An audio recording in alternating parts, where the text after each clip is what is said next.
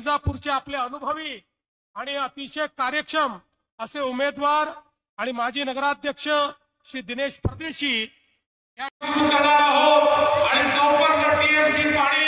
हे कोकणातलं या मराठवाड्यामध्ये आणून या मराठवाड्याचा दुष्काळ हा भूतकाळ करण्याचं काम हे आपलं या ठिकाणी भाजपचं सरकार निश्चितपणे करणार आहे। बंधू भगिनींनो,